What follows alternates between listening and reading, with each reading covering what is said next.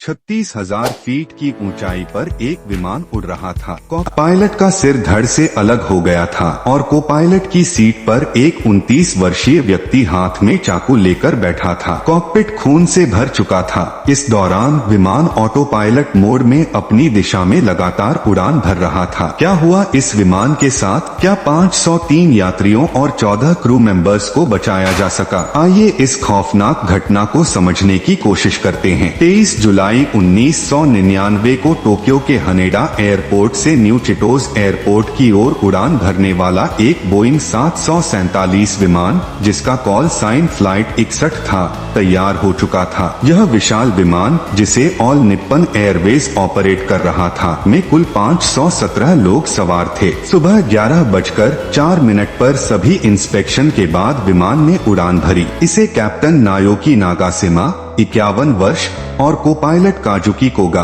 34 वर्ष उड़ा रहे थे। दोनों ही बेहद अनभनी पायलट थे, लेकिन इस दिन उन्हें एक भयावह अनुभव का सामना करना पड़ा। जुलाई का महीना था और गर्मी अपने चरम पर थी। विमान के यात्रियों ने हल्के कपड़े पहने हुए थे, लेकिन इकोनॉमी क्लास में बैठा यूजी निजावा, एक 29 वर्षीय व्यक्ति, भारी और गंदे कपड़ों में था। उसका व्यवहार अजीब था और आसपास बैठे यात्री उसे देखकर असहज महसूस कर रहे थे। उड़ान के 25 मिनट बाद विमान में कुछ ऐसा हुआ जिसने यात्रियों को मौत के साये में धकेल दिया। डबल डेकर विमान की निचली मंजिल पर इकोनॉमी क्लास और ऊपरी मंजिल पर प्रीमियम क्लास थी, लेकिन अचानक एक खतरनाक घटना ने सभी की सांसें थमा दी। इस विमान में कॉकपिट तक जाने का रास्ता ऊपर की मंजिल से होकर गुजरता था। अगर किसी को कॉकपिट तक पहुंचना होता तो उसे ऊपर की ओर जाना पड़ता, क्योंकि निचली मंजिल से कॉकपिट का रास्ता नहीं था। टेक ऑफ के 25 मिनट बाद विमान 36,000 फीट की ऊंचाई पर पहुंच चुका था। तभी केबिन में सीट बेल्ट खोलने की घोषणा की गई। यात्री अपनी सीट बेल्ट खोलकर आराम करने लगे, लेकिन इसी दौरान वह गंदे कपड़ों वाला व्यक्ति अपनी सीट से उठा और सीढ़ियों के रास्ते ऊपर की मंजिल की ओर बढ़ने लगा। ऊपर पहुंचकर उसने एक एयर होस्टेस को पकड़ा और उसके गले पर चाकू रख दिया। डर के मारे एयर होस्टेस उसकी बात मानने लगी। उस व्यक्ति ने कॉकपिट का दरवाजा खोलने को कहा। अपनी जान बचाने के लिए एयर होस्टेस ने कॉकपिट का दरवाजा खोल दिया। जैसे ही वह व्यक्ति कॉकपिट में घुसा, उसने सबसे पहले कप्तान नायोकी नागाशिमा के गले पर चाकू रखकर उसे बंधक बना लिया। फिर उसने 34 वर्षीय को पायलट काजुकी कोगा को बाहर भेज दिया और कॉकपिट का दरवाजा अंदर से बंद कर लिया। इस दौरान कप्तान ने समझदारी दिखाते हुए विमान के ट्रांसपोंडर में 7,500 कोड दर्ज कर दिया। यह code air traffic control ATC को भेजा गया, जो हाईजैकिंग के संकेत के लिए इस्तेमाल किया जाता है। ATC को तुरंत पता चल गया कि विमान हाईजैक हो चुका है। दरवाजा बंद करने के बाद वह व्यक्ति, जिसका नाम यूजी निजावा था, कप्तान से कहने लगा कि विमान को जापान में मौजूद अमेरिकी सेना के एयरबेस की ओर ले चलो। शायद उस वक्त कप्तान को समझ में आ गया था कि हालात और भी खतरनाक हो सकते हैं। कैप्टन ने हाईजैकर की बात मानने से इनकार कर दिया, क्योंकि वह समझ गए थे कि अगर विमान को अमेरिकी एयरबेस की ओर मोड़ दिया गया तो हाईजैकर इसे किसी शहर में गिराकर भयंकर तबाही मचा सकता है। इतने बड़े विमान के क्रैश से हजारों लोगों की जान जा सकती थी। कैप्टन की जिम्मेदारी सिर्फ विमान में मौजूद 503 यात्रियों की नहीं, बल्कि जमीन पर रहने वाले अनगिनत लोगों की भी थी। हाईजैकर बार बार कैप्टन पर दबाव डालता रहा। उसने चाकू से धमकी भी दी, लेकिन कैप्टन ने उसकी बात नहीं मानी। शायद कैप्टन को यह विश्वास था कि हाईजैकर उसे नहीं मारेगा, क्योंकि अगर कैप्टन मर गया तो विमान को उड़ाने वाला कोई नहीं रहेगा और यह क्रैश हो जाएगा। इस स्थिति में हाईजैकर की भी जान जा सकती थी, लेकिन अगले कुछ मिनटों में कैप्टन की यह सोच उसकी जान पर भारी पड़ गई। जब हाईजैकर की कोई भी धमकी काम नहीं आई तो उसने गुस्से में कैप्टन के गले पर चाकू चलाकर उसकी जान ले ली। कैप्टन की मौत इतनी जल्दी हुई कि वह चिल्ला भी नहीं सके।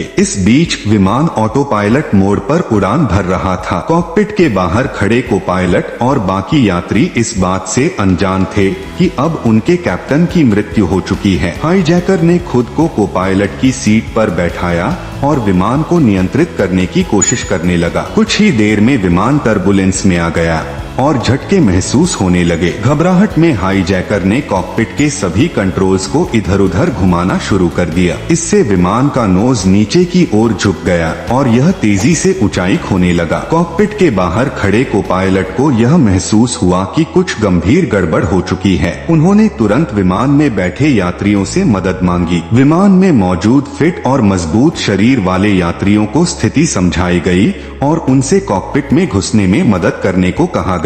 इस दौरान विमान लगातार नीचे जा रहा था। विमान में 503 यात्रियों में से 14 छोटे बच्चे भी थे, जिनकी सुरक्षा की जिम्मेदारी अब सभी पर थी। यात्रियों और को पायलट ने एक साथ मिलकर स्थिति को संभालने का निर्णय लिया। इस घटना के दौरान विमान में मौजूद 14 छोटे बच्चे स्थिति को देखकर डर गए और जोर जोर से रोने लगे। एयर होस्टेस ने किसी तरह बच्चों को शांत करने की कोशिश की, जबकि को पायलट और कुछ यात्रियों ने कॉकपिट का दरवाजा तोड़ने की योजना बनाई। चूंकि कॉकपिट का दरवाजा अंदर से बंद था, सभी ने मिलकर दरवाजे के लॉक को तोड़ दिया। दरवाजा खुलते ही जो दृश्य सामने आया वह बेहद डरावना था। कैप्टन का मृत शरीर और खून से सना कॉकपिट किसी बुरे सपने जैसा लग रहा था। हालांकि समय बहुत कम था और विमान तेजी से नीचे जा रहा था। यात्रियों और पायलट ने मिलकर उस हाईजैकर को काबू में किया और उसे बांधकर कॉकपिट से बाहर कर दिया। इसके बाद को पायलट तुरंत अपनी सीट पर बैठ गए और विमान को नियंत्रित करने की कोशिश की। धीरे धीरे उन्होंने स्थिति को संभाल लिया। उन्होंने तुरंत एयर ट्रैफिक कंट्रोल (ATC) को रेडियो कॉल करके पूरी घटना की जानकारी दी और कहा कि वे आपातकालीन लैंडिंग के लिए हनेडा एयरपोर्ट लौट रहे हैं। ATC ने तुरंत इमरजेंसी घोषित कर दी। रनवे को खाली कर दिया गया, सभी उड़ानें रद्द कर दी गयीं और किसी भी संभावित अनहोनी से निपटने के लिए फायर सर्विस और एम्बुलेंस गाड़ियां रनवे के दोनों तरफ तैनात कर दी गईं। कुछ समय बाद फ्लाइट 61 सुरक्षित रूप से हनेडा एयरपोर्ट पर लैंड कर गई। लैंडिंग के तुरंत बाद डॉक्टरों की एक टीम कॉकपिट में पहुंची, लेकिन तब तक कैप्टन की मौत हो चुकी थी। वहीं जापानी पुलिस ने हाईजैकर यूजी निजावा को गिरफ्तार कर लिया और जांच शुरू कर दी। पुलिस के सामने कई सवाल थे। इतनी कड़ी सुरक्षा के बावजूद यह व्यक्ति बड़ा चाकू लेकर विमान में कैसे घुसा? एयरपोर्ट पर लगेज स्कैन करने वाली एक्सरे मशीन ने चाकू को डिटेक्ट क्यों नहीं किया? इस खतरनाक कदम के पीछे उसका असली मकसद क्या था? जांच के दौरान जब निजावा से सवाल किया गया तो उसके जवाबों ने हर किसी को हैरान कर दिया। उस समय 1999 के दौर में एयरपोर्ट और विमानों की सुरक्षा आज जितनी सख्त नहीं थी। इस घटना ने जापान और दुनिया भर में विमानन सुरक्षा को लेकर कई बड़े सवाल खड़े कर दिए। 29 वर्षीय निशिजावा एक ऐसा व्यक्ति था जो अक्सर जापान की स्थानीय फ्लाइट्स में यात्रा करता था। इन यात्राओं के दौरान उसने एयरपोर्ट की सुरक्षा व्यवस्था में एक बड़ी खामी नोटिस की। उसने देखा कि लगेज की जांच एक्सरे मशीन से होती थी, लेकिन यात्रियों के साथ लाए गए हैंडबैग की कोई जांच नहीं की जाती थी। इस खामी को गंभीर मानते हुए निशिजावा ने जापान पुलिस, एयरपोर्ट अथॉरिटी और एविएशन डिपार्टमेंट को इसके बारे में सूचित किया। उसने उन्हें आगाह किया कि इस खामी को जल्द से जल्द सुधारें, लेकिन उसकी चेतावनियों को अनदेखा कर दिया गया। जब उसकी बार बार की कोशिशों के बाद भी कोई सुधार नहीं हुआ तो उसके दिमाग में एक खतरनाक योजना आई। उसने एक विमान को हाईजैक करने की योजना बनाई ताकि वह इस खामी को दुनिया के सामने ला सके। उसने इसके लिए कई लोकल फ्लाइट्स की टिकट खरीदी और हर बार अपने हैंडबैग में एक तेज धार वाला चाकू लेकर गया। उसके प्लान के मुताबिक लगेज की जांच की जाती थी, लेकिन उसके हैंडबैग को बिना किसी चेकिंग के ही विमान में ले जाने की अनुमति मिल जाती थी। जब उसने देखा कि वह आसानी से चाकू विमान के अंदर ले जा सकता है तो उसने फ्लाइट 61 को हाईजैक करने का फैसला किया। घटना से एक दिन पहले 22 जुलाई 1999 को उसने कई लोकल फ्लाइट्स की टिकट खरीद ली ताकि अगर वह एक फ्लाइट मिस करे तो दूसरी पकड़ सके। इसी दौरान उसके माता पिता ने उसके हैंडबैग में रखे टिकट्स और चाकू को देख लिया। उन्होंने उसे फ्लाइट में जाने से रोकने की कोशिश की, लेकिन निशिजावा अपनी योजना से पीछे हटने वाला नहीं था। अगले दिन उसने फ्लाइट 61 की टिकट ली और हैंडबैग में चाकू लेकर विमान में सवार हो गया। उसके परिवार के बयान से यह भी पता चला कि निशिजावा बचपन से ही विमान उड़ाने वाले वीडियो गेम्स खेलता था। हो सकता है कि उसकी इस हरकत के पीछे उसके बचपन का यह शौक भी एक कारण रहा हो। इसी चाकू की मदद से उसने फ्लाइट 61 की भयावह घटना को अंजाम दिया। 29 वर्षीय निशिजावा एक ऐसा व्यक्ति था जो अक्सर जापान की स्थानीय फ्लाइट्स में यात्रा करता था। इन यात्राओं के दौरान उसने एयरपोर्ट की सुरक्षा व्यवस्था में एक बड़ी खामी नोटिस की। उसने देखा कि लगेज की जांच एक्सरे मशीन से होती थी, लेकिन यात्रियों के साथ लाए गए हैंडबैग की कोई जांच नहीं की जाती थी। इस खामी को गंभीर मानते हुए निशिजावा ने जापान पुलिस,